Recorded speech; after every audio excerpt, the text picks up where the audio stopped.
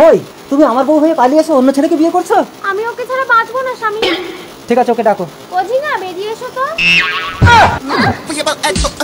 আরে এটা একটা মেয়ে, তুমি মেয়ে হয়ে একটা মেয়ের সংসার নষ্ট করছো। তুমি পারবে একটা বাচ্চার জন্ম দিতে? আমি বাচ্চা চাই না, আমি খইকে চাই। ঠিক আছে খই, তুমি ওকে সঙ্গে নিয়ে বাড়ি চলো। যেতে পারি, আমাদের একটা আলাদা রুম দিতে হবে। খই সবসময় আমার কাছে ঘুমাবে। আচ্ছা ঠিক আছে, আমি না হয় কোলবালি জড়িয়ে ঘুমাবো। চলো বাড়ি চলো। এসো, তোমরা দুজন এই রুমে থাকবে আর আমি এই রুমে থাকবো। কিছুদিন পর।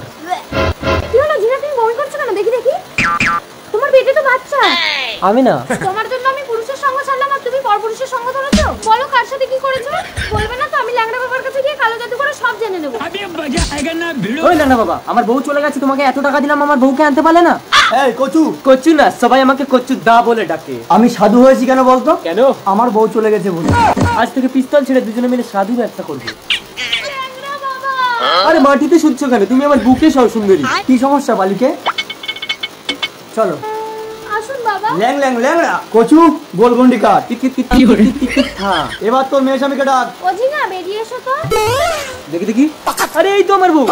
দেখেছিস ল্যাংড়া বাবার আশীর্বাদ থাকলে মাস ঠিক ফেরত পাবি। কিন্তু প্রেগনেন্ট হলো কি করে? সেটা আমি দেখছি। এই তোর ঘরে কজন পুরুষ থাকে? একজন, শুধু আমার স্বামী, কিন্তু সে তো আলাদা ঘুমোয়। জটিল সমস্যা। ল্যাং ল্যাং ল্যাংড়া। কালো জাদুর দ্বারা এই গাজরটাকে মোচড় দিলে আসল আসামি ঠিক জায়গায় ডান পড়ে বেরিয়ে আসবে। সোনা ব্যাংক কলা ব্যাংক খাবি ল্যাংড়া ল্যাং। ল্যাংড়া বাবা মোচড় দিও না, লাগে লাগে লাগে। আমি কি জানি, তোমাকে ঘুম পাড়িয়ে দিয়ে ঝিঙা প্রতি রাতে আমার কাছে চলে আসতো। এই বাড়ি চলো। ঝিঙা, আমি খইকে ছাড়া বাঁচবো না কচু। ঠিক আছে, ওকে নিয়ে চলো। কই আমার, ওই আমার বউকে নিয়ে যাবি না? আমার বউটার কি অবস্থা করেছিস? আমি শোধ নেবো না।